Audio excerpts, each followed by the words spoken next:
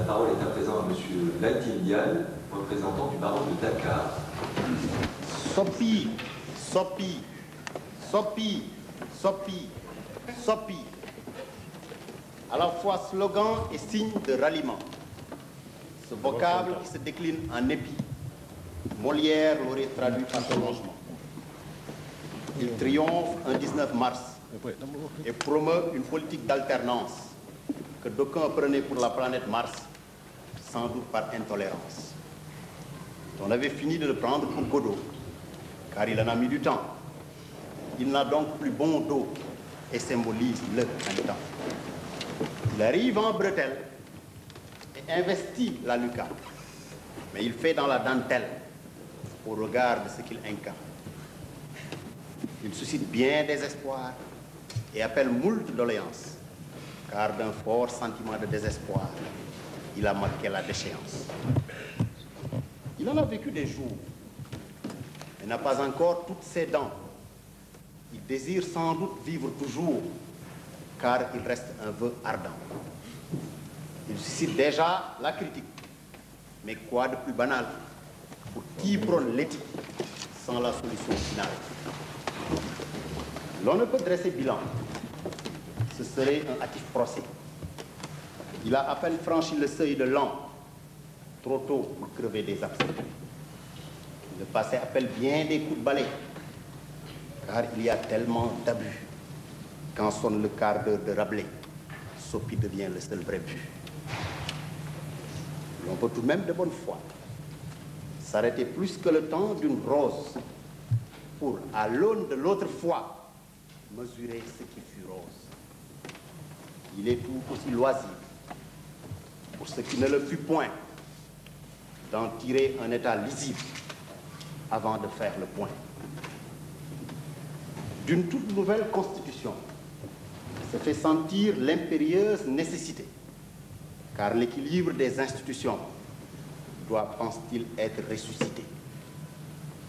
Il est ensuite admis que seule une bonne majorité permet, quand les couverts sont mis, de passer à la postérité. Tout cela est vidé l'entame, de sorte qu'en fait de scrutin, il est suivi sans état d'âme, tant par la plèbe que par le gratin. Il est de ruse très réputé. Il sait donc que seul un parlement à forte composante de ses députés peut lui offrir un gouvernement. Il ne se gêne point de dissoudre une hésitante assemblée en congédiant sans les absoudre les membres devant le peuple rassemblé.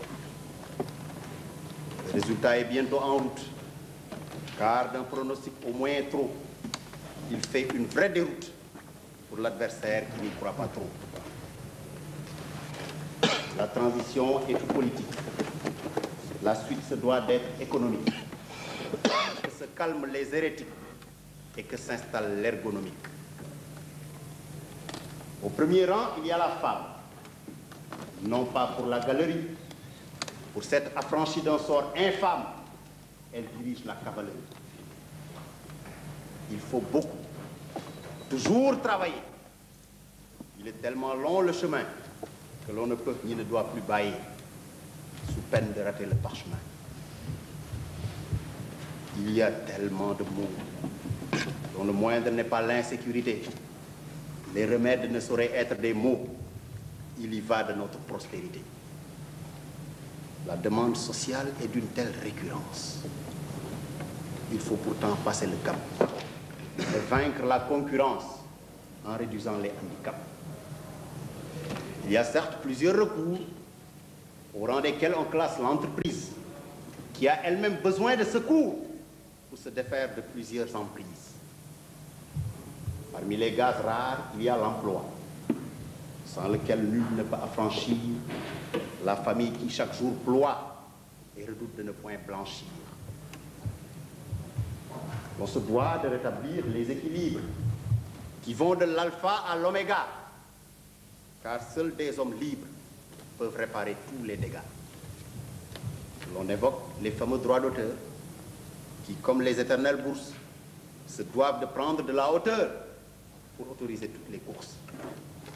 Sur ces deux plans, le ton est donné, ce qui autorise l'espoir de ne plus les voir abandonnés, mais plutôt garder une poire. Le paysan demande la semence, là où son troupeau paie. Et dans la verte Casamance, on veut désormais la paix.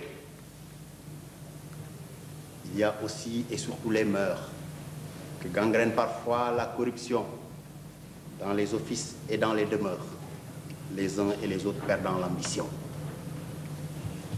Il faut réparer les injustices. Il y en a eu à profusion, y compris chez Dame Justice, d'où toutes les confusions. Ici et maintenant, l'on ne peut être ample.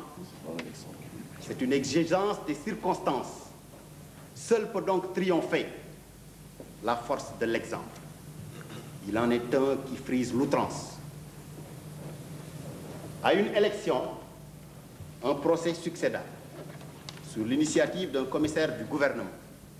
Le principal accusé avait été candidat. Son arrestation fut donc un bâillonnement. Les débats furent pathétiques. Le verdict ne fut pas en reste. Ce procès tristement politique ne fut pas l'Everest. Faut-il poursuivre le changement? Au regard de ce qui précède, la réponse est oui, assurément, car jamais l'on ne cède. Les embûches sont déjà visibles, pas suffisant pour un assentiment passif. Le succès étant plausible, le oui est franc et massif.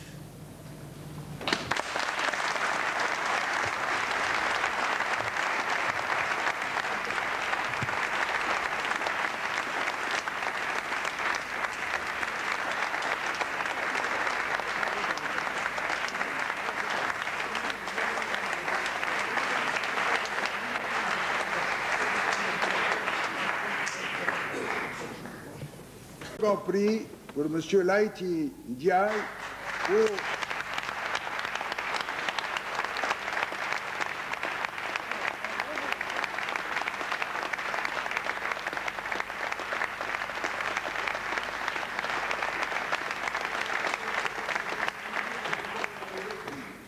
pas au Sénégal qui a produit un jeune avocat aussi brillant que M. Ndiaye. Je voudrais donc, mes chers confrères, vous remercier véritablement, féliciter les lauréats. Tous sont très méritants. J'ai eu beaucoup de mal à faire un choix. Au début, je m'étais dit que je ne choisirais pas. Parce qu'il y a un métier que je ne pourrais jamais exercer, c'est le métier de magistrat, excusez-moi. Peut-être qu'il n'y en a pas ici. Parce que, en dépit des apparences, mes convictions sont toujours très relatives. Et c'est pourquoi j'ai beaucoup apprécié la diversité des approches, des angles d'attaque, des approches, les mouvements d'esprit et de pensée, et qui sont autant de traits de richesse du jeune barreau parisien. Voilà donc ce que je voulais vous dire en vous remerciant de m'avoir fait passer un agréable après-midi.